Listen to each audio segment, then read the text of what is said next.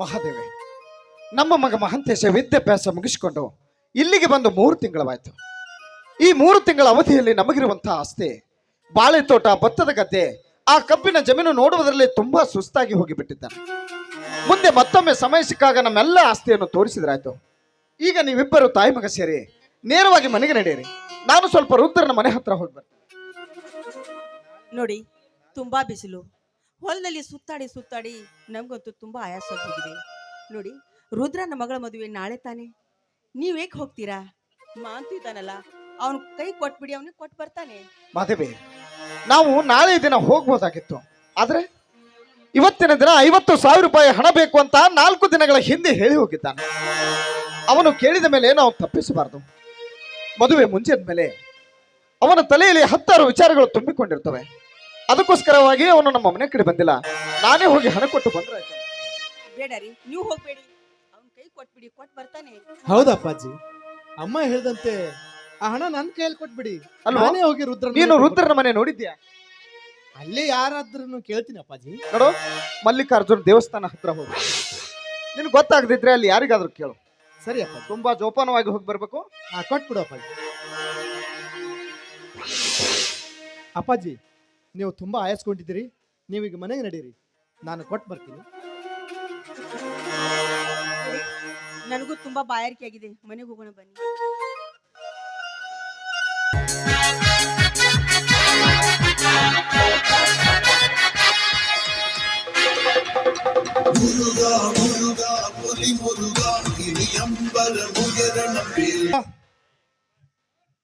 ರುದ್ರ, ಯಾರಿದ್ದೀರಿ ಮನೆಯಲ್ಲಿ?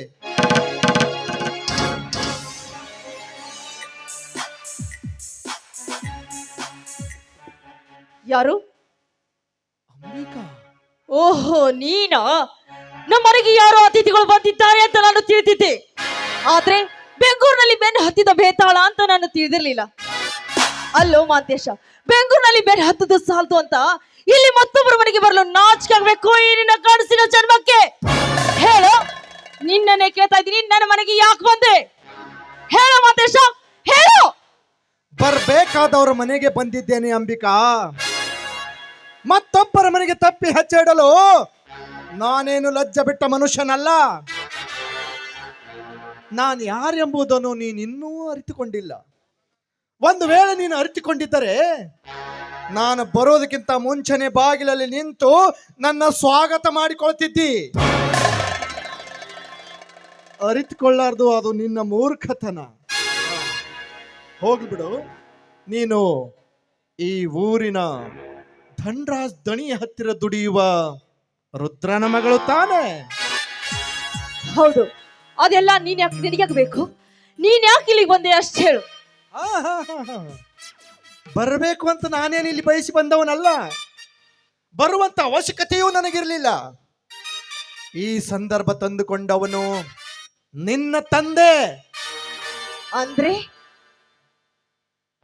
ಅಂದ್ರೆ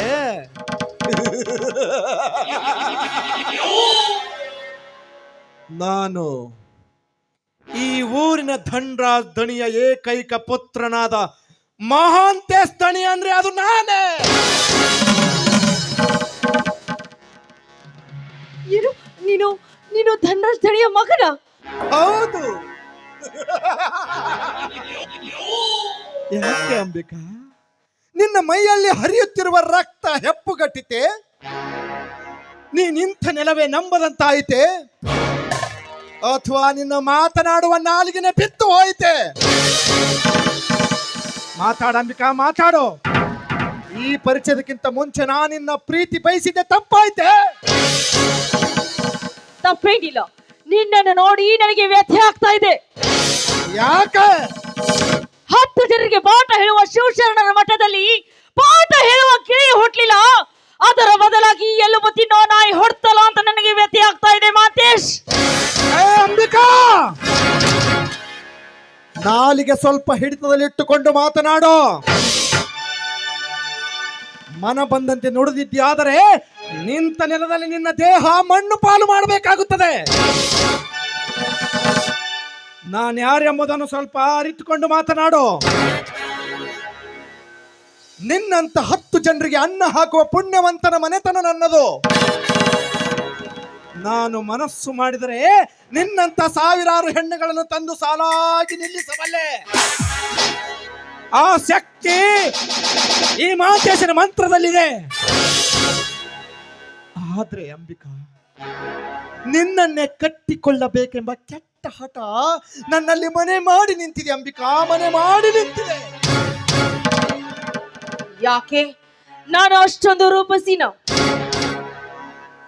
ಅಂಬಿಕಾ, ಈ ನಿನ್ನ ರೂಪ ಲಾವಣ್ಯ ನನ್ನನ್ನು ಮೂರ್ಖನನ್ನಾಗಿ ಮಾಡಿಬಿಟ್ಟಿದೆ. ಈ ನಿನ್ನ ಯೌವನದ ಹೊಳೆಯಲ್ಲಿ ಅಂಬಿಗನಾಗಿ ಈಜಬೇಕೆಂಬ ಹಂಬಲ ನನ್ನ ಮನದಲ್ಲಿ ತುಂಬಿ ನಿಂತಿದೆ. ನಿನ್ನ ಪ್ರೀತಿ ಅರಮನೆಯಲ್ಲಿ ಮಹಾರಾಜನಾಗಿ ಮೆರೆಯಬೇಕೆಂಬ ಹಂಬಲ ನನ್ನ ಮನದಲ್ಲಿ ಹೆಚ್ಚಾಗಿ ಕಾಡುತ್ತಿದೆ. ಅಂಬಿಕಾ, ನಾನೆಷ್ಟೇ ನನ್ನ ಮನಸ್ಸಿಗೆ ಎಚ್ಚರ ಹೇಳಿದರೂ ಮತ್ತೆ ಮತ್ತೆ ಹೆಚ್ಚಾಗುತ್ತಿದೆ ಈ ನಿನ್ನ ಯೌವನದ ಬಯಕೆ. ನೋಡಂಬಿಕಾ, ನಾನು ಇದುವರೆಗೂ ನಿನ್ನನ್ನು ಆಕಾಶದಲ್ಲಿ ಹಾರಾಡುವ ಹಕ್ಕಿ ಅಂತ ನಾನು ತಿಳಿದುಕೊಂಡಿದ್ದೆ. ಈ ಹಕ್ಕಿ ನನಗೆ ದಕ್ಕುದಿಲ್ಲ ಅಂತ ತಿಳಿದುಕೊಂಡಿದ್ದು ನಿಜ. ಬಟ್ ಈ ದಕ್ಕಲಾದ ಹಕ್ಕಿಯ ಗೂಡು ನನ್ನ ಮನೆಯ ಪಕ್ಕದಲ್ಲಿದೆ ಎಂದು ನಾನು ತಿಳಿದುಕೊಂಡಿರಲಿಲ್ಲ.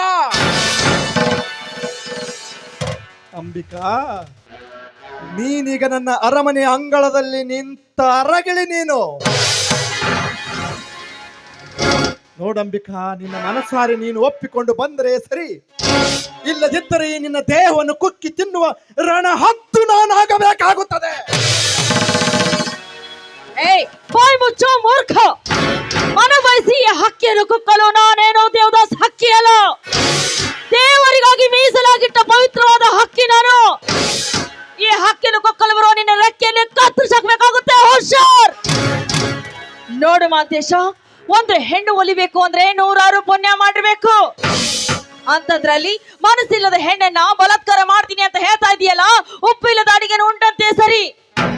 ಅದು ಅಲ್ಲದೆ ಈ ರೀತಿ ಒಂದು ಹೆಣ್ಣನ್ನ ಪ್ರೀತಿ ಮಾಡ್ತೀನಿ, ನಿನ್ನನ್ನ ಮದುವೆ ಆಗ್ತೀನಿ, ನಿನ್ನ ಬಲಾತ್ಕಾರ ಮಾಡ್ತೀನಿ ಅಂತ ಒತ್ತಾ ಇದ್ದಿದ್ದ ನಮ್ಮ ಮನೆಗೆ ಬಂದಿದ್ಯಲ್ಲ, ಅದು ನಿನಗೆ ಒಳ್ಳೇದಲ್ಲ. ಯಾಕೆಂದ್ರೆ ನಿನ್ನ ತಂದೆ 100 ಹಳ್ಳಿಗೆ ನ್ಯಾಯ ಹೇಳುವ ನ್ಯಾಯಾಧೀಶರು.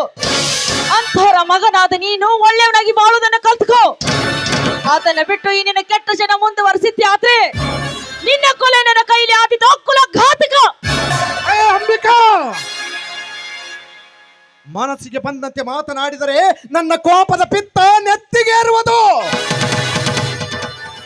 ನೋಡಂಬಿಕಾ, ನೀನೇನೇ ಉಪದೇಶ ಹೇಳಿದರೂ ಅವು ನನ್ನ ಹೃದಯದಲ್ಲಿ ಭದ್ರವಾಗಿ ನಿಲ್ಲಲಾರದು. ಈ ಮಾಂತೇಶನಿಗೆ ಗೊತ್ತಿರುವುದು ಒಂದೇ ಒಂದು, ಒಲಿದು ಬರಲಾದ ಹೆಣ್ಣನ್ನು ಬೆನ್ನು ಹತ್ತುವುದೆಂದರೆ ಓಡುವ ಜಿಂಕೆಯನ್ನು ಬೇಟೆ ಆಡಿದಷ್ಟು ಸಂತೋಷ ನನ್ನ ಪಾಲಿಗೆ. ಪ್ರೀತಿ ಇಲ್ಲದ ಹೆಣ್ಣನ್ನು ಭೋಗಿಸುವುದೆಂದರೆ ಅಮೃತ ಉಂಡಷ್ಟು ಸಂತೋಷ ನನ್ನ ಪಾಲಿಗೆ. ಮನಸ್ಸಿಲ್ಲದ ಹೆಣ್ಣನ್ನು ಮದುವೆಯಾಗುವುದೆಂದರೆ ಹಠ ಮಾಡುವ ಕುದುರೆಯನ್ನು ತಂದು ರಥಕ್ಕೆ ಕಟ್ಟಿ ಚಾಟಿಯಿಂದ ಹೊಡೆದು ಸವಾರಿ ಮಾಡಿದಷ್ಟು ಸಂತೋಷ ನನ್ನ ಪಾಲಿಗೆ. ನೋಡಂಬಿಕಾ, ಮಾತು ಮುಂದುವರಿಸಬೇಡ. ಮಾತು ಮುಂದುವರಿಸಿದಂತೆ ವೈರತ್ವ ಬೆಳೆಯುತ್ತದೆ. ವೈರತ್ವ ಬೆಳೆದಂತೆ ವಿರಸ ಹುಟ್ಟುತ್ತದೆ. ವಿರಸ ಹುಟ್ಟಿದಂತೆ ಸರ್ವನಾಶಕ್ಕೆ ಮೂಲವಾಗುತ್ತದೆ. ಸರ್ವನಾಶವಾದ್ರೆ ಇಲ್ಲಿ ಯಾರಿಗೂ ಉಪಯೋಗವಾಗಲಾರದು. ನೋಡಂಬಿಕಾ, ಈ ಸಮಯದಲ್ಲಿ ನಾವಿಬ್ಬರು ಸರಸ ಆಡುವುದು ಉತ್ತಮ ಅವಕಾಶ ಅಂತ ನಾನು ನಿನಗೆ ಎಚ್ಚರಿಕೆ ಕೊಡ್ತಾ ಇದ್ದೀನಿ. ಹೌದಾ? ಹೌದು. ಹಾಗಾದ್ರೆ ಮಿಸ್ಟರ್ ಮಾತೇಶ್, ನಾನು ನಿಮ್ಗೆ ಒಂದು ಪ್ರಶ್ನೆ ಕೇಳ್ತೀನಿ, ಅದಕ್ಕೆ ಸರಿಯಾಗಿ ಉತ್ತರ ಕೊಡ್ತೀರಾ? ಓ ಎಸ್, ಕೇಳಬಹುದು. ನೋಡಿ ಮಾಂತೇಶ್, ಮನುಷ್ಯ ಹೊಟ್ಟೆ ಹಸಿದಾಗ ಏನ್ ತಿಂತಾನೆ? ಹೇ ಅಂಬಿಕಾ, ಇದು ಎಂತ ಪ್ರಶ್ನೆ? ಮಾನವ ಹೊಟ್ಟೆ ಹಸಿದಾಗ ಅನ್ನ ತಿಂತಾನೆ. ಏಯ್, ಅನ್ನ ತಿನ್ನೋ ಮೊದಲು ಸಗಣಿ ಏಕೆ ತಿನ್ನಬಾರ್ದು? ಅಂಬಿಕಾ, ಹೊಟ್ಟೆ ಹಸಿದಾಗ ಮಾನವ ಅನ್ನದ ಬದಲು ಸಗಣಿ ಎಂದು ತಿನ್ನಲಾರ. ಏಯ್! ಮುಚ್ಚು ಬಾಯಿ! ಹಸಿದ ಹೊಟ್ಟೆಗೆ ಅನ್ನ ಬೇಕು, ಹೆಂಡಿಗೊಂದು ಗಂಡು ಬೇಕು ಅಂತ ಹುಟ್ಟಿಸಿದ ಬ್ರಹ್ಮ ಹೆಂಡತಿಯೊಬ್ಬ ಹೆಣ್ಣನ್ನು ಸೃಷ್ಟಿ ಮಾಡಿದ್ದಾನೆ. ಆದ್ರೆ ನೀನು ಪರ ಹೆಣ್ಣಿನ ಮೇಲೆ ಕಣ್ಣು ಹಾಕ್ತಾ ಇದೀಯ. ಮೇಲೆ ನೀನು ಸಗಣಿ ತಿಂದಂತೆ ಸರಿ ಮಾತೇಶ್. ಏಯ್, ಸಾಕು ಮಾಡ ನಿನ್ನ ವೇದಾಂತ. ನಿನ್ನ ಗೊಡ್ಡು ಪುರಾಣ ಕೇಳಲು ನಾನು ಇಲ್ಲಿಗೆ ಬಂದಿಲ್ಲ. ಇವತ್ತೆರಡರಲ್ಲಿ ಒಂದಾಗಬೇಕು ಅಂಬಿಕಾ, ಒಂದಾಗಬೇಕು. ಏನಾಗ್ಬೇಕು?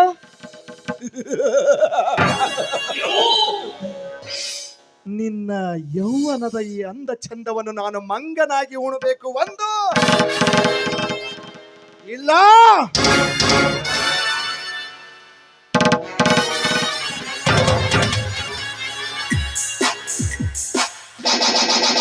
ಈ ನನ್ನ ಗುಂಡೇಟಿಗೆ ನಿನ್ನ ಪ್ರಾಣ ಕಳೆದುಕೊಳ್ಬೇಕು. ಒಂದು ನೋಡಂಬಿಕಾ, ಇವತ್ತು ಯಾರ ದೈವದಲ್ಲಿ ದುರಂತ ಕಾದಿದೆಯೋ ಯಾರಿಗ್ ಗೊತ್ತು. ನೋಡು, ಈಗ ನನಗೆ ಸಮಯವಿಲ್ಲ. ಯೋಚನೆ ಮಾಡು.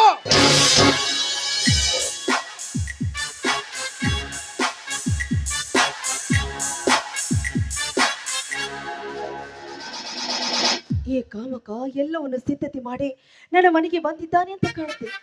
ನಾನೇನಾದ್ರೂ ಇವನಿಗೆ ವಿರೋಧವಾಗಿ ಮಾತನಾಡಿದ್ರೆ ನನ್ನ ಪ್ರಾಣ ಹೋಗುವುದರಲ್ಲಿ ಸಂದೇಹವಿಲ್ಲ. ಅದಕ್ಕೆ ಇವನಿಗೆ ಮೆತ್ತಗೆ ಮಾತನಾಡಿ ನಾನು ಇಲ್ಲಿಂದ ಪರಾರಿಯಾಗಲೇಬೇಕು.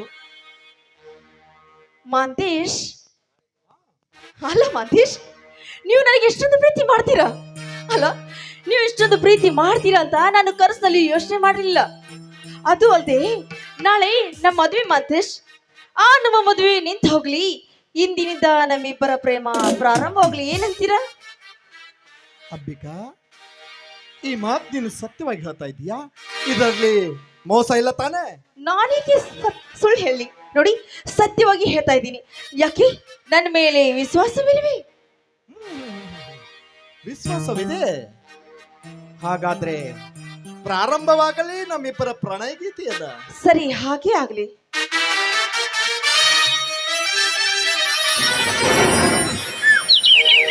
ओ प्रीतिये I love you O प्रीतिये I love you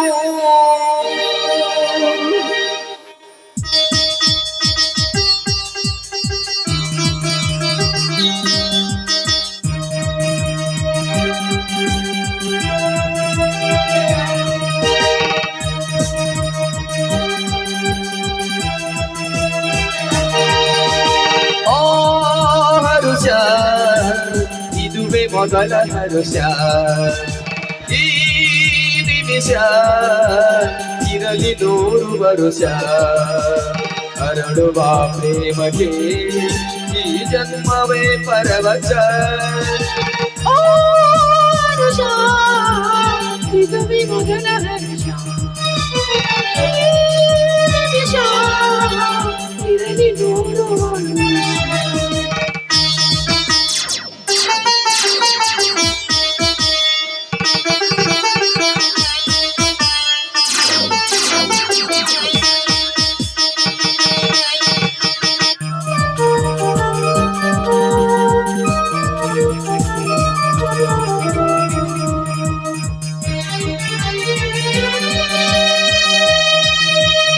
O प्रीतिये I love you ಓ ಪ್ರೀತಿಯೇ,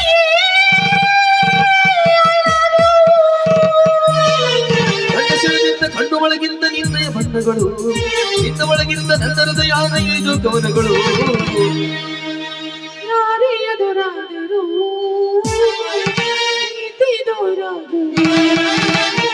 ಓ ಹರುಷ ಇದುವೇ ಮೊದಲ ಹರುಷ ಈ ನಿಮಿಷ ಇರಲಿ 100 ವರುಷ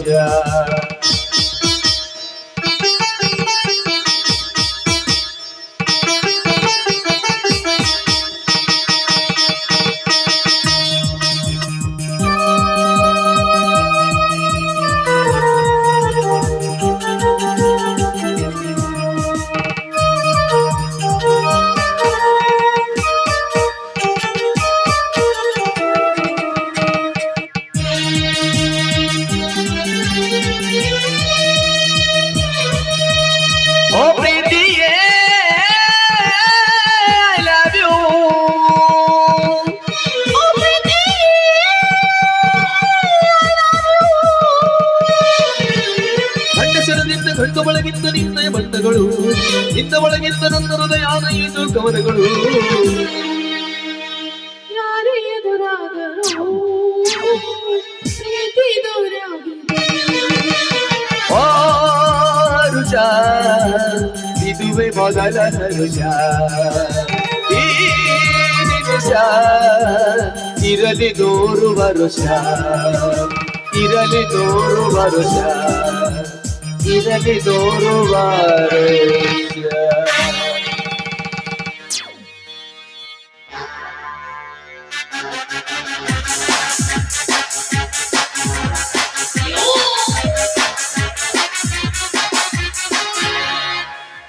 ಏ ಮಂತೇಶ, ಭೂಮಿಯಾಗ ಬೆಳಿ ಐತಿ, ಬಂದೂಕ್ನಾಗ ಬುಲೆಟ್ ಐತಿ, ಆದ್ರ ನನ್ನ ಮೈಯಾಗ ತುದಿನಿ ಮಣ್ಣಿನ ಪವರ್ ಐತೋ ಅದು ನಿನ್ನ ನಾಯಿಗೆ ಗೊತ್ತಿಲ್ಲ ಅಂತ ಕಾಣುತ್ತ. ಏ ಮಂತೇಶ, ನೆನೆಸಿಕೋ ನಿನ್ನ ಮನೆ ದೇವರನ್ನ. ಅಲ್ಲ ಯಾಕೆ ನಿನ್ನ ಧೈರ್ಯ ಇವತ್ತು ಕೊಗ್ಗಿ ಹೋದಂತೆ ಕಾಣ್ತಾ ಇದೆಯಲ್ಲ? ಇಲ್ಲ ಇಲ್ಲಿ ನಾಲ್ಗೆ ನಾಚಿಕೆಗೊಂಡಿತ್ತು, ಇಲ್ಲ ನಿನ್ನ ಮೈಯಲ್ಲಿರೋ ರಕ್ತ ಹೆಪ್ಪುಗಟ್ಟಿತು.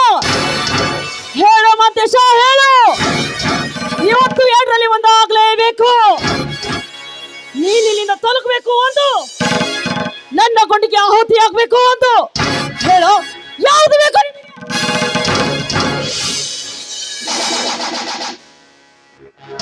ಬೇಡ ಅಂಬಿಕಾ, ದಯವಿಟ್ಟು ನಾನು ಏನ್ ಮಾಡ್ಬೇಡ. ನಾನು ಇಲ್ಲಿಂದ ಹೊರಟು ಹೋಗ್ತೀನಿ. ಗುಂಡು ಹಾರಿಸ್ಬೇಡ ಅಂಬಿಕಾ, ದಯವಿಟ್ಟು ನಾನು ಹೊರಟು ಹೋಗ್ತೀನಿ. ಏಯ್, ಯಾರಲ್ಲಿ?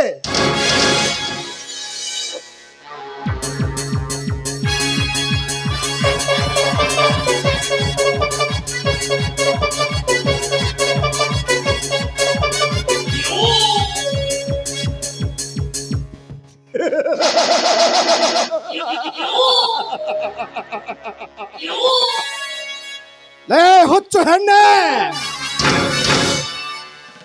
ಈಗ ಯಾರು ನೆನೆಸಿಕೊಳ್ಳಬೇಕು ಮನೆಯ ದೇವರನ್ನು? ಚೇಳಿನ ವಿದ್ಯೆ ಕಲಿಯದೆ ಹಾವಿನ ಹುತ್ತದಲ್ಲಿ ಎಂದೂ ಕೈ ಹಾಕಬಾರ್ದು. ನೀನ್ ಎಷ್ಟೇ ಆದ್ರೂ ಒಂದು ಹೆಣ್ಣು ಕಣೆ. ಹೆಣ್ಣಿನ ಬುದ್ಧಿ ಯಾವತ್ತಿದ್ರು ಮೊಳಕಾಲ ಕೆಳಗೆ. ಆ ಮೊಳಕಾಲ್ ಕೆಳಗೆ ನಾನುಣಿಗೆ ಅದು ನೀನೇ ಸರಿಯಾದ ಸಾಕ್ಷಿ. ಅಂಬಿಕಾ, ಇವತ್ತು ನಿನ್ನ ಪ್ರಾಣ ನನ್ನ ಕೈಯಲ್ಲಿ ಉಳಿಯಲಾರ್ದು. ಬೇಡ ನೋಡು, ನನ್ನ ಕೈ ಮುಗಿದು ಕೇಳ್ಕೊತಾ ಇದ್ದೀನಿ. ನಾಳೆ ನನ್ನ ಮದುವೆ, ಈ ನನ್ನ ಜೀವನನ ಹಾಳು ಮಾಡಬೇಡ. ಬೇಕಾದ್ರೆ ನನ್ನ ಕಾಲಿಗೆ ಬಿದ್ದು ಬಿಡ್ಕೋತೀನಿ. ಈ ನನ್ನ ಬಾಳನ್ನ ಹಾಳು ಮಾಡಬೇಡ.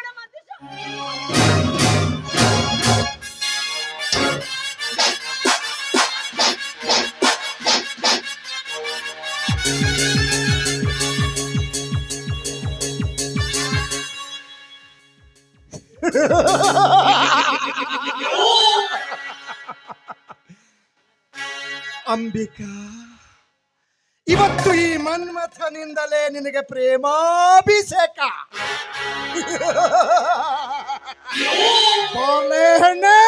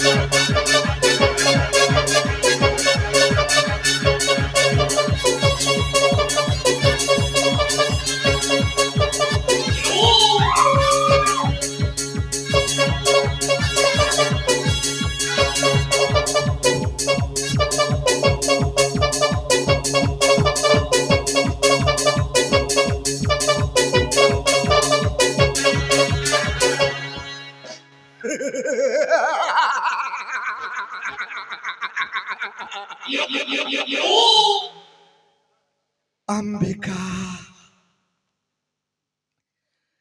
ಬಹುದಿನಗಳ ಹಂಬಲವನ್ನು ಎಂದು ನಾನು ಗೆದ್ದುಕೊಂಡೆ. ನಿನ್ನ ಯೌವನದ ಹೊಳೆಯಲ್ಲಿ ಅಂಬಿಕನಾದೆ.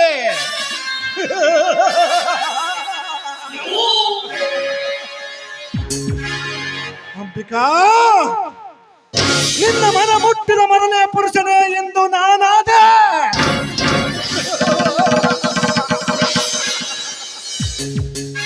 ನಿನ್ನ ಮದುವೆ ನಡೆಯುವುದು ಅರವಿಂದನೊಂದಿಗೆ. ಅದಕ್ಕೆ ಬಲ್ಲವರು ಹೇಳಿದ್ದಾರೆ, ಯಾರ ಹೂವು ಯಾರ ಮುಡಿಗೆ ಅಂತ.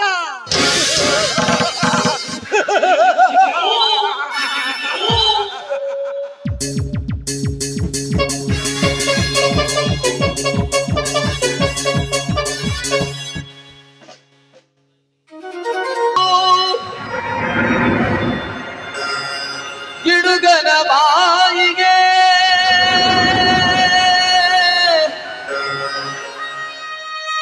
ವಿಧಿ ಕೊನೆ ಹೇಳಿತು.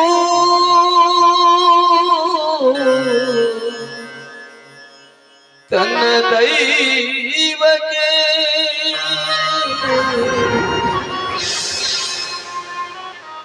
ವಿಧಿ ಕೊನೆ ಹೇಳಿತು.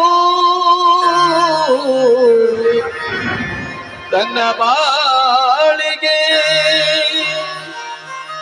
ಶರಣಾಯಿತು. ತನ್ನ ದೈವಕ್ಕೆ. ದೇವ್ರೆ, ಯಾಕೋ ಯಾಕೆ ಈ ರೀತಿ ಅನ್ಯಾಯ ಮಾಡಿದೆ ನನ್ನ ಜೀವನದಲ್ಲಿ? ನೀನು ಎಷ್ಟೊಂದು ವಿಚಿತ್ರವಾಗಿ ಸೃಷ್ಟಿ ಮಾಡಿದೀಯ. ಈ ನನ್ನ ಹುಟ್ಟು ಸಾವಿನ ಮಧ್ಯೆ ಇರುವ ಈ ಬದುಕೆಂಬ ಬಂಡಿಯನ್ನ ಈ ನನ್ನ ಜೀವನದಲ್ಲಿ ನಾನು ನಿನಗೆ ಏನು ಅನ್ಯಾಯ ಮಾಡಿದೆ ಅಂತ ಈ ನನ್ನ ಜೀವನ ಹಾಳು ಮಾಡಿದೆ ನೀನು.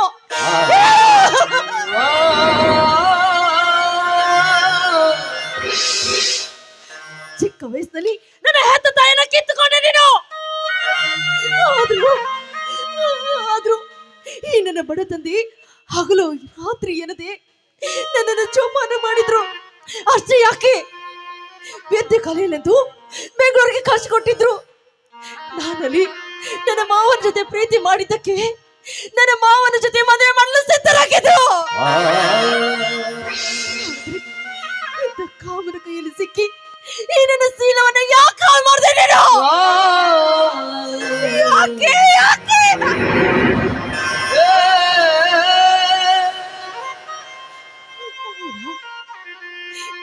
ಈ ನನ್ನ ಜೀವನದಲ್ಲಿ ನಾನು ಯಾವ ತಪ್ಪು ಮಾಡಿದೆ ಅಂತ ನನಗೆ ಈ ರೀತಿ ಶಿಕ್ಷೆ ಕೊಟ್ಟೆ ನೀನು? ಅಂದ್ರೆ ಅಂದ್ರೆ ನಾನು ಹೆಣ್ಣಾಗಿ ಹುಟ್ಟಬಾರ್ದಾಗಿತ್ತ. ಹುಟ್ಟಿದ್ರು ಇಂಥ ಬಡ ಕುಟುಂಬದಲ್ಲಿ ನಾನು ಹುಟ್ಟಬಾರ್ದಾಗಿತ್ತ. ಹೇಳ್ದೇವ್ರೆ ಹೇಳು, ಯಾಕೋ ಅನ್ಯಾಯ ಮಾಡಿದೆ ನೀನು? ಆದ್ರೆ ಈ ಭೂಮಿ ಮೇಲೆ ನಾನು ಸಂತೋಷವಾಗಿರ್ಬಾರ್ದು ಅಂತ ನನ್ನ ಹಣೆ ಬರದಲ್ಲಿ ಬರ್ತಿದ್ದೆ. ಆದ್ರೆ ಯಾಕೋ ಯಾಕೋ ನನ್ನನ್ನು ಹೊರಿಸಿದೆ ನೀನು? ಇಲ್ಲ, ನಾನು ಬದುಕಿರ್ಬಾರ್ದು. ನಾನು ಬದುಕಿದ್ರೆ ನಮ್ ಜೊತೆ ಅರವಿಂದ್ ಜೊತೆ ಮದುವೆ ಮಾಡ್ಬಿಡ್ತಾರೆ.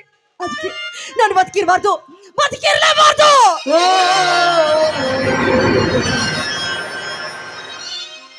ಹೌದು, ನನ್ನ ತಂದೆ ಒಂದ್ ಮಾತು ಹೇಳಿದ್ದಾರೆ. ಅದೇನಂದ್ರೆ, ನೋಡಮ್ಮ ಅಮೇಕಾ, ಹೆಣ್ಣು ತನ್ನ ಜೀವನದಲ್ಲಿ ಏನೇ ಕದುಕೊಂಡ್ರು ಹೆಣ್ತನವನ್ನ ಯಾವತ್ತೂ ಕಳ್ಕೊಳ್ಬಾರ್ದು ಅಂತ ಹೇಳಿದ್ದಾರೆ. ಈ ನನ್ನ ಶೀಲವನ್ನ ಕದ್ಕೊಂಡು ನನ್ನ ತಂದೆಯ ಮುಂದೆ ನಾನು ಹೇಗೆ ಬದುಕಿರ್ಬೇಕು? ನನ್ನ ತಂದೆಗೆ ಈ ವಿಷಯ ಗೊತ್ತಾಯ್ತು ಅಂದ್ರೆ ನನ್ನ ತಂದೆ ಎದೆ ಹೊಡೆದು ಸತ್ತು ಹೋಗ್ತಾರೆ. ನಾನೇ ಬದುಕಿರ್ಬಾರ್ದು, ನಾನೇ ಬದುಕಿರ್ಬಾರ್ದು. ಜಗದಲ್ಲಿ ವಿಧಿಯಾಟ ಸಿಲುಕಿದೆ.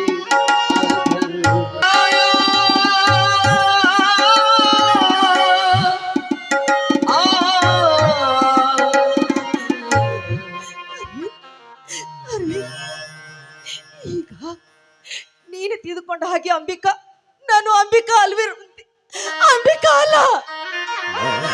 ಈ ಅಂಬಿಕಾ ಎಂಬ ಹಾಲಲ್ಲಿ ಕಾಮುಕ ಬಂದು ಉಪ್ಪಿನ ಹಾಳನ್ನೇ ಹಾಕಿ ಈ ಅಂಬಿಕಾ ಎಂಬ ಹಾಲು ವಿಷದ ಕೊಂಡವಾಗಿದೆ ಅರವಿಂದ್, ವಿಷದ ಕೊಂಡವಾಗಿ ಬಿಟ್ಟಿದೆ.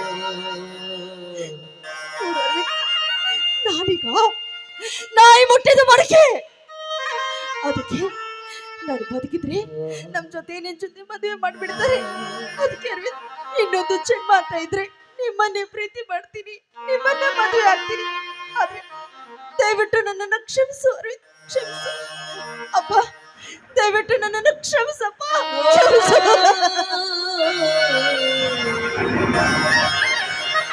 ಹೆಣ್ಣೊಂದು ಬಾಳಿನ ಕಂಡು ಹೆಣ್ಣಿಂದೆ ಬಾಳೆ ಹೆಣ್ಣಿಂದು ಬಾಳೆ ಹೆಣ್ಣುಂದೆ ಬಾಳೆ ವರದಕ್ಷಿಣೆ ಭೂತ ಪಡೆದಾಗ ಆ ಹೆಣ್ಣು ಮನೆತನಕ್ಕೆ ಆಯ್ತು, ಆ ಹೆಣ್ಣು ಮನೆತನಕ್ಕೆ ಆಯ್ತು. ಹೆಣ್ಣೊಂದು ಬಾಳಿನ ಕಂಡು ಹೆಣ್ಣಿಂದೆ ಬಾಳೆ ವರದಕ್ಷಿಣೆ ಭೂತ ಪಡೆದಾಗ ಆ ಹೆಣ್ಣು ಮನೆತನಕ್ಕೆ ಆಯ್ತು. ಇಂದು ಈ ರುದ್ರಪ್ಪರ ಜೀವನದಲ್ಲಿ ಅತ್ಯಂತ ಶ್ರೇಷ್ಠವಾದ ದಿನ ಅಂದ್ರೆ ಇಂದು ನನ್ನ ಮಗಳ ಮದುವೆ ದಿನ. ಸರಿಯಾದ ಸಮಯಕ್ಕೆ ಆ ದೇವರ ಕೃಪಾ ಆಶೀರ್ವಾದದಿಂದ ನನ್ನ ಮಗಳ ತಲೆಯ ಮೇಲೆ ಅಕ್ಷತೆ ಕಾಳು ಬಿದ್ದರೂ ಸಾಕು ಅಂತ ನಿತ್ಯ ನಾ ದೇವರಿಗೆ ಬೀಳ್ಕೊತೀನಿ. ಅವ್ವ, ಮಗಳ ಅಂಬಿಕಾ, ಏನ್ ಮಾಡ್ತಾ ಇದ್ದಮ್ಮ ಒಳಗಡೆ? ಆ ದೇವರ ಗುಡಿಯಲ್ಲಿ ನಿನ್ನ ಗೆಳತಿಯರು ನಿನ್ನ ದಾರಿಯನ್ನೇ ಕಾಯ್ತಾ ಇದ್ದಾರಮ್ಮ. ಬೇಗನೆ ಶೃಂಗಾರವಾಗಿ ಅಲಂಕರಿಸಿಕೊಂಡು ಮದುಮಗಳಾಗಿ ಬೇಗ ಬಾರುವವರೆಗೆ. ಅಂಬಿಕಾ, ಅಂಬಿಕಾ, ಈ ಹುಚ್ಚುಡುಗಿ ಎಷ್ಟೊಂದು ಅಲಂಕರಿಸಿಕೊಳ್ತಾರೆ ಬೆಳಕು. ಒಳಗಡೆ ನಾನೇ ಹೋಗಿ ನೋಡಿಕೊಂಡು ಬರ್ವಿ. ಅಂಬಿಕಾ, ಮಗಳ ಅಂಬಿಕಾ.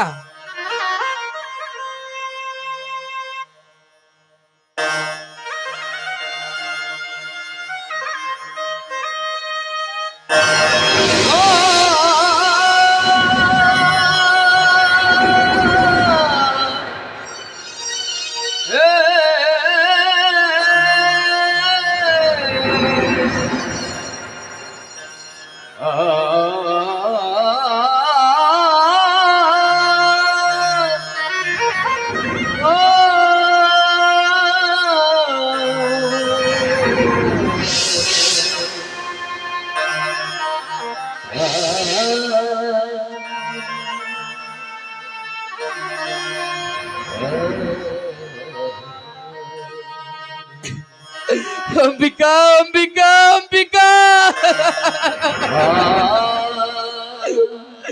ಎಂತ ಅನುಮತ ಮಾಡಿಕೊಂಡೆ ಮಗಳೇ, ಎಂತ ಅನುಮತ ಮಾಡಿಕೊಂಡೆ. ಮದುವೆ ದಿನ ಈ ನಿನ್ನ ಹೆತ್ತಪ್ಪನಿಗೆ ಎಂತ ಮೋಸ ಮಾಡಿಬಿಟ್ಟಿ ಮಗಳೇ.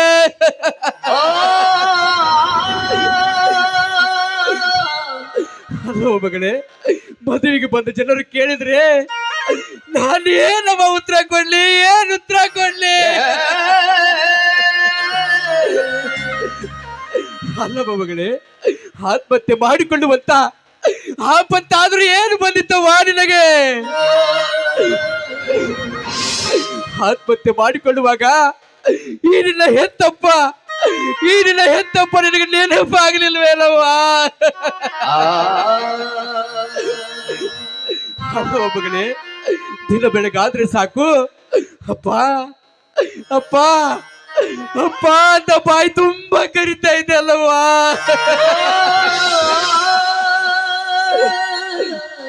ಇನ್ನು ಯಾರು ಮಗಳೇ, ಮಗಳಿಗೆ ಅಪ್ಪ ಅಂತ ಕರೆಯವರು? ಎದ್ದೇಳು ಮಗಳೇ, ಎದ್ದೇಳು. ಒಂದೇ ಒಂದ್ಸಾರಿ ಬಾಯಿ ತುಂಬಾ ಅಪ್ಪ ಅಂತ ಕರೆಯವ ಮಗಳೇ.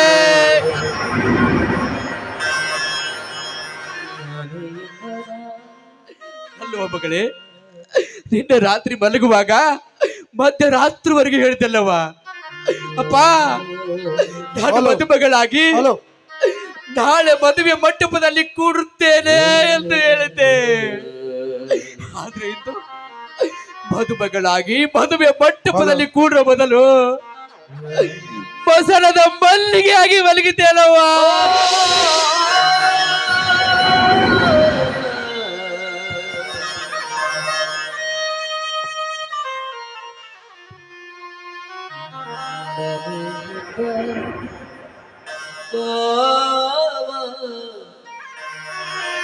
ನಾಶವಾಯಿತು ನೀನೆಯಪ್ಪ ನೀತಿ ನಿಜವಾಯಿತು ಯಲೋವನವ ತಿಳಿಪೂನವ ತಿಳಿಪೂನವ ತಿಳಿಪೂನವ. ಪ್ರೀತಿಯ ಹೆತ್ತಪ್ಪನಾದ ರುದ್ರಪ್ಪನಿಗೆ ನಿಮ್ಮ ಮಗಳು ಅಂಬಿಕಾ ತಿಳಿಸೋದೇನೆಂದ್ರೆ, ಅಪ್ಪ, ತಾಯಿ ಇಲ್ಲದ ನನ್ನನ್ನು ತುಂಬಾ ಪ್ರೀತಿಯಿಂದ ಸಾಕಿದ್ರಿ, ಸಲುವಿದ್ರಿ, ಬೇಕಾದಷ್ಟು ವಿದ್ಯೆಯನ್ನು ಕಲಿಸಿದ್ರಿ. ನನಗೆ ನಾನು ಬೆರಳು ಮಾಡಿದ ಹುಡುಗನ ಜೊತೆಗೆ ನನ್ನ ಮದುವೆ ಮಾಡಲು ನಿರ್ಧಾರ ಮಾಡಿದ್ರಿ. ಅಪ್ಪ, ನಿನ್ನಂಥ ತಂದೆಯನ್ನು ಪಡೆಯಬೇಕಂದ್ರೆ ನಾನು 7 ಜನ್ಮದಲ್ಲಿ ಪುಣ್ಯ ಮಾಡಿದಿನಪ್ಪ. ಆದರೆ ಇವತ್ತು ನಿನ್ನ ಮಗಳ ಜೀವನದಲ್ಲಿ ಒಂದು ದೊಡ್ಡ ಘಟನೆ ನಡೆದು ಹೋಯ್ತಪ್ಪ. ಮನೆಯಲ್ಲಿ ಯಾರೂ ಇರಲಿಲ್ಲ. ಯಾರೂ ಇರದ ಸಮಯದಲ್ಲಿ ಈ ಊರಿನ ಧನರಾಜ್ ಧಣಿಯ ಮಗ ಮಾಂತೇಶ್ ಧಣ್ಣ ಮನೆಗೆ ಬಂದು ನನ್ನ ಶೀಲವನ್ನೇ ಹಾಳು ಮಾಡಿಬಿಟ್ಟ. ಅಪ್ಪ, ನೀನೊಂದು ಮಾತು ಹೇಳಿದೆಯಲ್ಲ, ಶೀಲವನ್ನು ಕಳೆದುಕೊಂಡ ಹೆಣ್ಣು ಕಸಕ್ಕಿಂತ ಕಡೆ ಅಂತ. ಅಪ್ಪ, ನಾನು ಬದುಕುವುದು ವ್ಯರ್ಥ ಅಂತ ತಿಳ್ಕೊಂಡು ನಾನು ಆತ್ಮಹತ್ಯೆ ಮಾಡ್ಕೊಂಡ್ಬಿಟ್ಟೆ ಅಪ್ಪ. ಅಪ್ಪ, ನಾನು ಮಾಡಿದ್ದು ತಪ್ಪು ಅಂತ ನಿಮಗನಿಸಿದ್ರೆ ದಯವಿಟ್ಟು ನನ್ನ ಕ್ಷಮಿಸಿಬಿಡಿ. ಇಂತಿ ನಿಮ್ಮ ಮಗಳು ಅಂಬಿಕಾ. ನ್ಯಾಯ ನೀತಿ ಜಗದಲ್ಲಿ ಒಂದು ನ್ಯಾಯ ನೀತಿ ಜಗದಲ್ಲಿ ಒಂದು ಉಳಿಯದಾಯಿತು. ಸತ್ಯವಂತರಿಗೆ ಜಾಗ ಸಿಗದಾಯಿತು. ಸಾಧು ಸಂತರ ಹೋಗಿ ಎಡವಿ ಸೇರದಾಯಿತು. ನ್ಯಾಯ ನೀತಿ ಜಗದಲ್ಲಿ ಒಂದು ಇಲ್ಲದಾಯಿತು.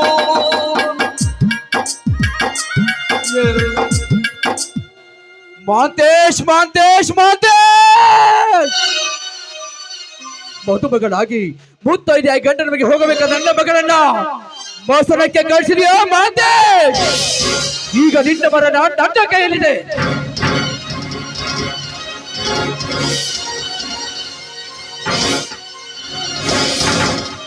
ಏ ಮಾಂತೇಶ್, ಈ ರುದ್ರ ತಂಡ ಶುರುವಾಯ್ತು. ಈಗ ನಿನ್ನ ತಾಯಿಯ ಗರ್ಭದಲ್ಲಿ ಎಡಿಕೊಂಡು ಕೂತರಿಸ್ತಾನೆ. ನಿನ್ನನ್ನು ಧರಣಿ ಹೊರ ತಡೆದು ನಿನ್ನ ರುದ್ರವನ್ನು ಚಂಡಾಡದೆ ಹೋದ್ರ ನಾನು ರುದ್ರಪ್ಪನೇ ಅಲ್ಲ, ನಾನು ರುದ್ರಪ್ಪನೇ ಅಲ್ಲ.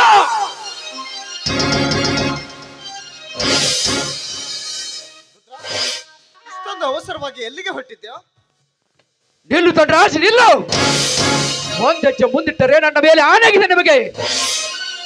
ನೀವು ಮದುವೆಗೆ ಬರೋರು ಮಾನವರಲ್ಲ. ನೀವು ಮಾನವರನ್ನೇ ತಿಂದು ಹಾಕುವ ಗೋಮುಖ ವ್ಯಾಘ್ರಗಳು ನೀವು. ಏ ರುದ್ರ, ಯಾಕೋ ಇಂದು ಏನಾಗಿದೆ ನಿನಗೆ?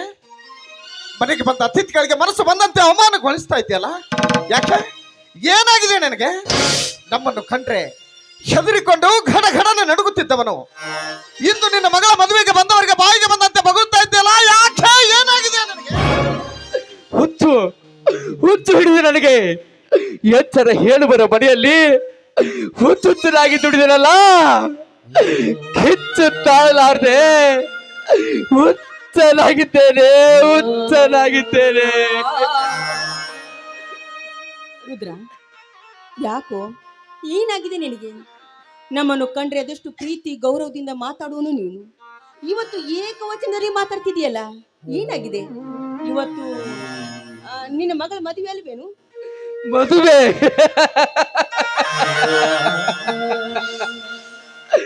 ಮದುವೆ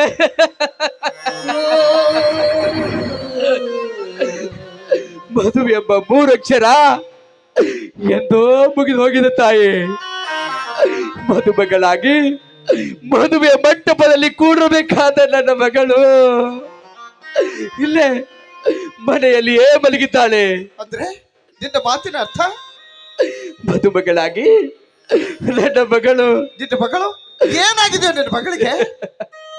ನನ್ನ ಮಗಳು ಆತ್ಮಹತ್ಯೆ ಮಾಡಿಕೊಂಡಿದ್ದಾಳೆ.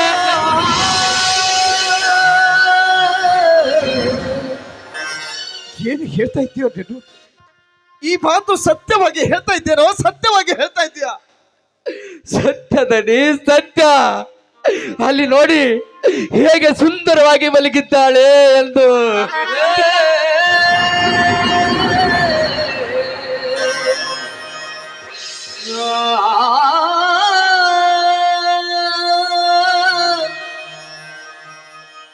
ಪುತ್ರ, ನಿನ್ನ ಮಗಳ ಅಂಬಿಕಾ ಆತ್ಮಹತ್ಯೆ ಮಾಡಿಕೊಳ್ಳುವ ಆಪತ್ತು ಏನಿತ್ತು ಬೆಳಗ್ಗೆ?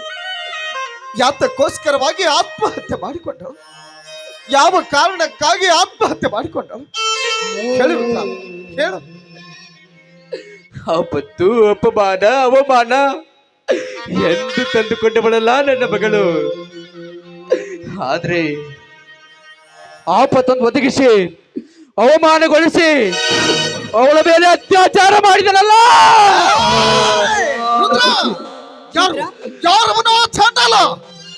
ಅಂಬಿಕಾಳ ಆತ್ಮಹತ್ಯೆಗೆ ಕಾರಣಕರ್ತನಾದ ಕುಲಘಾತಕಾರ ಅವನನ್ನು ತುಂಡು ತುಂಡಾಗಿ ಕತ್ತರಿಸಿ ಹಾಕ್ತಾನೆ. ಆ ಕುಲಘಾತಕ ಬೇರೆ ಯಾರು ಅಲ್ಲ, ನಿಮ್ಮ ಹೊಟ್ಟೆಯಲ್ಲಿ ಹುಟ್ಟಿದ ನಿಮ್ಮ ಮಗ ಮಾತೆ.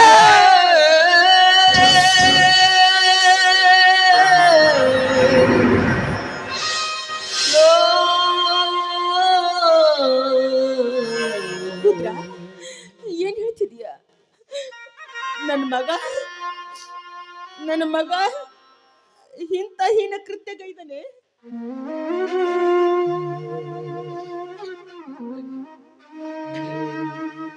ಕಲ್ಕಿ ಮಾತು ಕೇಳಿದ್ರ ಕಲ್ಲು ಸಹ ನಡುಗುತ್ತಂತೆ. ಆದ್ರೆ ನಾನು ಕಲ್ಕಿ ಮಾತು ಕೇಳೋನಲ್ರಪ್ಪ, ಕೇಳೋನಲ್ಲ. ನೋಡಿದು ನಿಮ್ಮ ಮಗ ಮಾಡಿದ ದುರಂತವಿದು.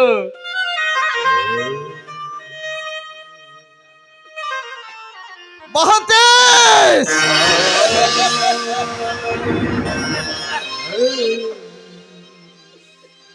ನಿನ್ನ ಮಠದಲ್ಲಿ ಸಾಕಿದ ಗಿಳಿ ಅಂತ ನಾನ್ ತಿಳಿದುಕೊಂಡಿದ್ದೇನಲ್ಲೋ, ನಾನ್ ತಿಳಿದುಕೊಂಡಿದ್ದೆ. ಆದ್ರೆ ಕಟುಕರ ಮಾತು ಕೇಳಿ ಹಸಿ ಮಾಂಸವನ್ನು ಹರಿದು ತಿನ್ನುವ ರಣಹದ್ದು ನೀನಾಗ್ತಿ ಅಂತ ನಾನು ತಿಳಿದಿರ್ಲಿಲ್ಲ ಮಾತೇಶ, ನಾನು ತಿಳಿದಿರ್ಲಿಲ್ವ? ಮಾತೇಶ, ಯಾಕೋ ಇಂಥ ಕೆಲಸ ಮಾಡಿದೆ? ಯಾಕೆ ಇಂಥ ಕೆಲಸ ಮಾಡಿದೆ? ನೀನು ಇಂಥ ಕೆಟ್ಟ ಕೆಲಸ ಮಾಡ್ತೀಯಂತ ನಾನು ಕನಸು ಮನಸ್ಸಿನಲ್ಲಿ ನೆನೆಸಿಕೊಂಡಿರ್ಲಿಲ್ವೋ? ನೆನೆಸಿರ್ಲಿಲ್ಲ. ಯಾರು ನೆನೆಸಿರಲ್ಲ ಈ ಸನ್ನಿವೇಶವನ್ನ. ಆದ್ರೆ ಕನಸನ್ನ ನನಸು ಮಾಡಿಕೊಂಡು ಹೋದವರು ಇಲ್ಲ. ಈಗ ಉಳಿದವರು ನಾವೇ 3 ಜನ. ಇಂಥ ಸುಂದರವಾದ ಸನ್ನಿವೇಶವನ್ನು ನೋಡಿ ನಿಮ್ಮ ಮನಸ್ಸಿಗೆ ಸಂತೋಷ ಪಡಿಸಿಕೊಳ್ಳಿ, ಸಂತೋಷ ಪಡಿಸಿಕೊಳ್ಳಿ. ಯಾಕಂದ್ರ ಇಂಥ ಸಂತೋಷದ ಸಮಯ ನಿಮಗೆ ಮತ್ತೆ ಎಂದು ಸಿಗಲಾರ್ದು.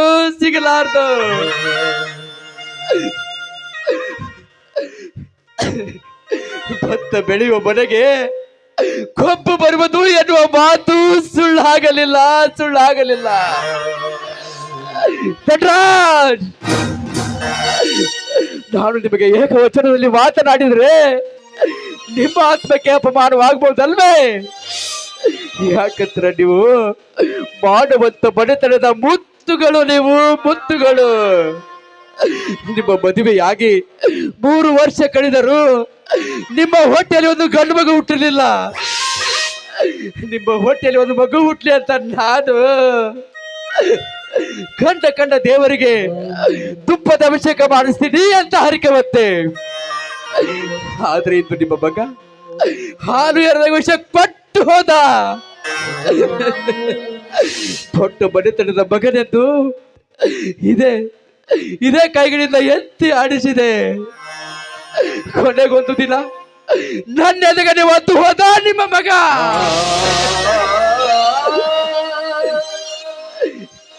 ಮಾನವಂತರ ಮನೆತನ ಬೆಂದು ಪ್ರಾಮಾಣಿಕತೆಯಿಂದ ದುಡಿದ ನನಗೆ ತಕ್ಕ ಪ್ರತಿಫಲನ ನೀಡಿದ್ರಿ.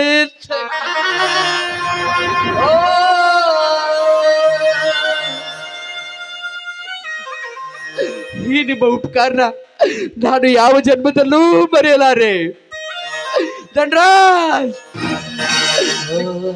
ನಿಮಗೆ ಹಿಂದೆ ಒಂದು ಮಾತು ಹೇಳಿದ್ದು ನೆನಪಿದೆಯಾ? ದುಡಿಯುವರ ಮನೆಯಲ್ಲಿ ನನ್ನಂತ ಆಳ್ಮಕ್ಕಳು ಎಂದು ಯಜಮಾನನಾಗಲ್ಲ ಅಂತ ಹೇಳಿದ್ದೆ. ಯಜಮಾನನಾಗ್ತಾನೆ, ನನ್ನಂತ ಆಳ್ಮಕ್ಳೇ ಆಗ್ತಾರೆ. ನಾನು ಎಷ್ಟೇ ನಿಶ್ಚಯದ ನಿಮ್ಮ ಮನೆಯಲ್ಲಿ ದುಡಿದ್ರು ಕೂಡ ನಾನೊಬ್ಬ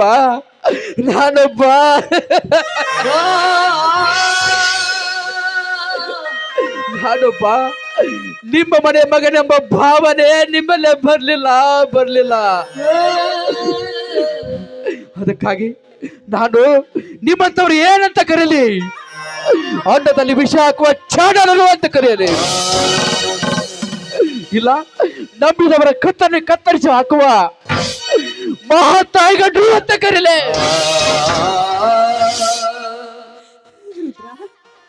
ರುದ್ರ, ಏನೇನೋ ಮಾತಾಡ್ತಿದ್ದಿಲ್ಲಪ್ಪ. ದಯವಿಟ್ಟು ಹಾಗೆಲ್ಲ ಮಾತಾಡಬೇಡ.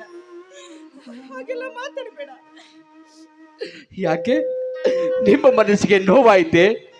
ನಿಮ್ಮ ಮಗ ಮಾಡಿದ ತಪ್ಪು ನಿಮಗೆ ಒಪ್ಪಿಗೆ ಆಗಿರ್ಬೇಕು.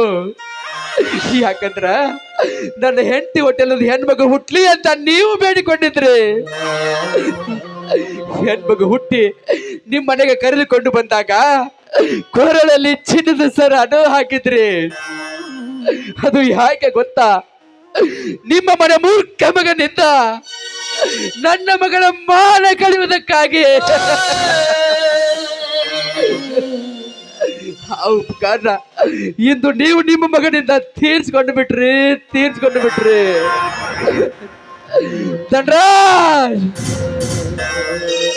ಯಾಕೆ ಮೌನವಾಗಿ ನಿಂತಿದ್ದೀರಲ್ಲ? ಮಾತನಾಡುವ ನಿಮ್ಮ ನಾಲಿಗೆ ಹಾಚಿಕೊಂಡಿದ್ದೆ, ಧೈರ್ಯ ಹೆದರಿಕೊಂಡಿದ್ದೆ, ಮಾತನಾಡುವ ರೀತಿ ತಪ್ಪಿ ಹೋಯಿತೆ. ಧನರಾಜ್, ಈ ಸುತ್ತು ನಲುವ ಹಳ್ಳಿ ಒಳಗ ನಿಮ್ಮ ಮಣಿತನ, ನ್ಯಾಯವಂತರ ಮಣಿತನ, ನೀತಿವಂತರ ಮಣಿತನ, ಮಾನವಂತರ ಮಣಿತನ, ಇಂತಹ ಮಾನವಂತರ ಅಂಗಳದಲ್ಲಿ ಆ ಒಂದು ಹುತ್ತು ಮಾಡಿದ್ದು ನಿಮಗೆ ಗೊತ್ತಾಗಲಿಲ್ಲವೇ?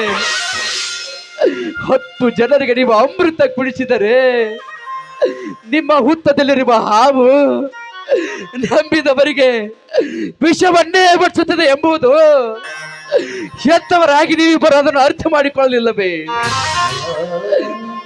ಧನರಾಜ್, 10 ಜನರಿಗೆ ಪಟ್ಟು ಮಾಡಿ ತೋರಿಸುವ ನೀವು ನಿಮ್ಮ ಅನ್ನದ ತಟ್ಟೆಯಲ್ಲಿ ಸತ್ತು ಬಿದ್ದ ಹಂದಿಯನ್ನು ನೀವು ಬರ್ತಿದ್ದೀರಿ.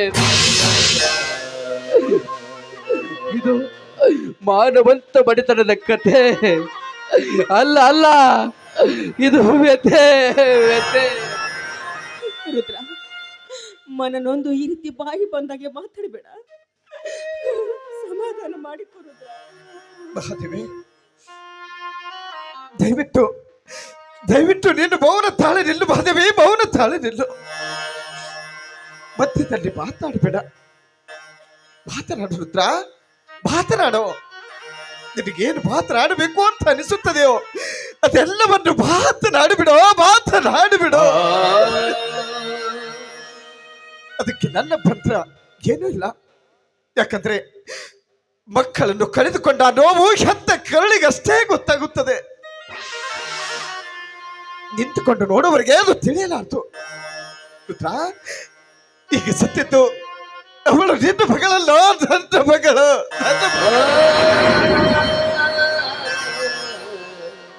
ಮದುವೆ ನಿಂತು ಹೋಗಿದ್ದು ಅದು ನಿನ್ನ ಮಗಳ ಮದುವೆ ಅಲ್ಲ, ನನ್ನ ಮಗಳ ಮದುವೆ.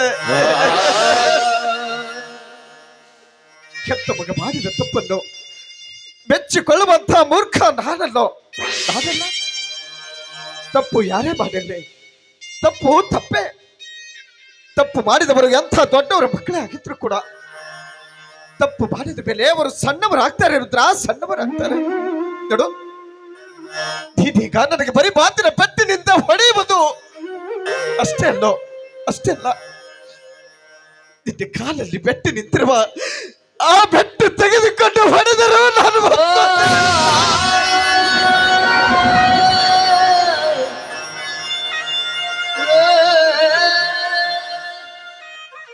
ಯಾಕಂದ್ರೆ ತಪ್ಪು ಮಾಡುವ ಮಕ್ಕಳನ್ನು ಹೆತ್ತವರ ಕರ್ಮ ರುದ್ರ ಕರ್ಮ.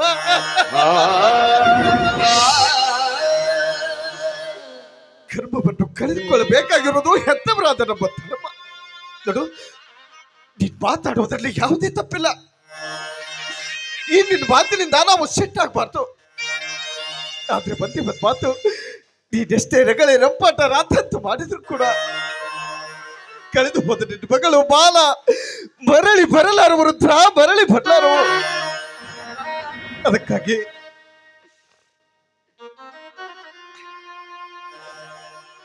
ಅದಕ್ಕೋಸ್ಕರ ನಾನೇನ್ ಮಾಡ್ಬೇಕ್ರಪ್ಪ, ನಾನೇನ್ ಮಾಡ್ಬೇಕು?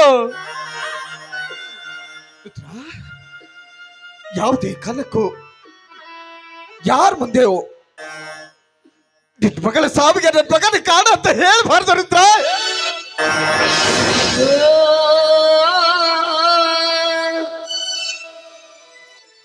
ಇದು ಆತ್ಮಹತ್ಯೆ ಅಲ್ಲ, ಆಕಸ್ಮಿಕವಾದ ಸಾವು ಅಂತ ಮುಚ್ಚಿ ಹಾಕ್ಬೇಕು.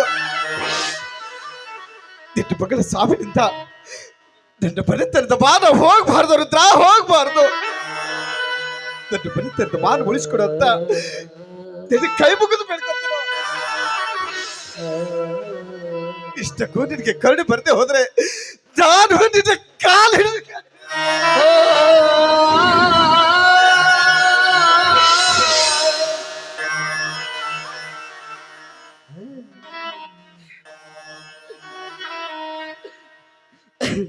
ಇಷ್ಟೆಲ್ಲ ರಗಳೆ ರಾಧ ಅಂತ ಆದ್ರು ಇನ್ನು ಒಂದು ಮಾತು ಕೇಳ್ತೀನಿ ಅಂತ ಯಾರ ಕೇಳ್ರಪ್ಪ, ಕೇಳಿ. ಅದೇನು ಕೇಳ್ಬೇಕಂತಿರೋ ಕೇಳಿ.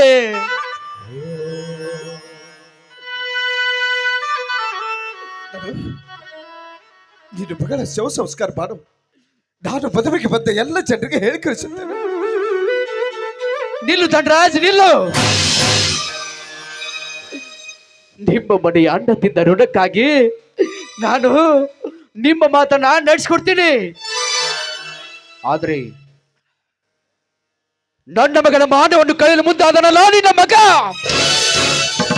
ಒಂದು ವೇಳೆ ನೀನೇನಾದ್ರೂ ಶಿಕ್ಷೆ ಕೊಡುವಾದ್ರೆ ನಾನೇನ್ ಮಾಡ್ಲಿ? ರುದ್ರ, ನಾನು ಮಾನವಂತರ ಮನತನದಲ್ಲಿ ಹುಟ್ಟಿ ಬಂದ ಮಗ. ಬೇಕಾದ್ರೆ ಕಾದ್ರೋಣ. ಇದೇನು ನೀವಿಬ್ರು ಏನೇನೋ ಮಾತಾಡ್ತಾ ಇದ್ದೀರಲ್ಲ? ಬ್ಯಾಡ್ರಿ, ದಯವಿಟ್ಟು ಅಂತ ನಿರ್ಧಾರ ಮಾಡಬೇಡ್ರಿ. ನನ್ನ ಮಗನ ಬಗ್ಗೆ ವಿಚಾರ ಮಾಡ್ತಿದ್ರೇನು? ಅವನ ಮುಖ ನೋಡೋದೇ ಬೇಡರಿ. ಅದೆಷ್ಟೇ ಹಣ ಖರ್ಚಾದ್ರೂ ಪರವಾಗಿಲ್ಲ, ಅವನನ್ನು ಈ ಊರು ಬಿಟ್ಟು ಬಹುದೂರ ಕಳಿಸ್ಕೊಡೋಣ. ಆದ್ರೆ ನೀವು ಶಿಕ್ಷೆ ಕೊಡೋ ಬದಲು ಮಾತಾಡಬೇಡಿ. ಮಾಧವಿ, ಇದು ನಿನಗೆ ಅರ್ಥವಾಗುವುದಿಲ್ಲ. ಬದಲು ನನ್ನ ಮುಂದೆ ಸಾಗ.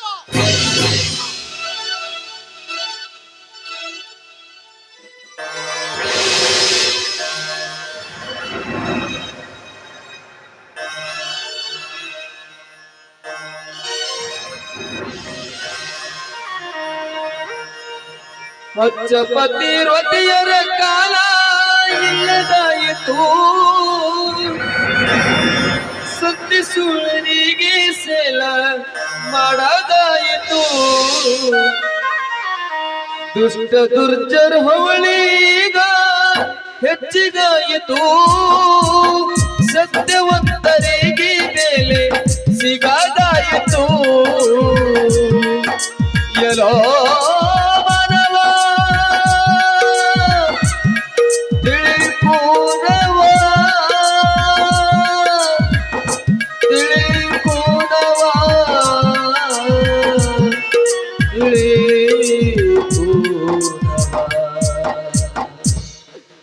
ತಂದೆ ಮಲ್ಲಿಕಾರ್ಜುನ, ನನ್ನ ಬಾಳಲ್ಲಿ ಎಂತ ದುರಂತವನ್ನೇ ಸೃಷ್ಟಿಸಿಬಿಟ್ಟೆ ಅಲ್ಲ.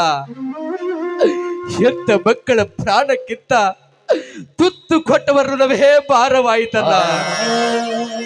ಅಮ್ಮ, ಮಗಳ ಅಂಬಿಕಾ, ಇಂಥ ಸಮಯದಲ್ಲಿ ಈ ನಿನ್ನ ತಂದೆ ಅಸಹಾಯಕನಮ್ಮ, ಸಹಾಯಕ. ನಾನೇ ಎಂಬ ಭಾವ ನಾಶವಾಯಿತು, ನೀನೇ ಎಂಬ ನೀತಿ ನಿಜವಾಯಿತು.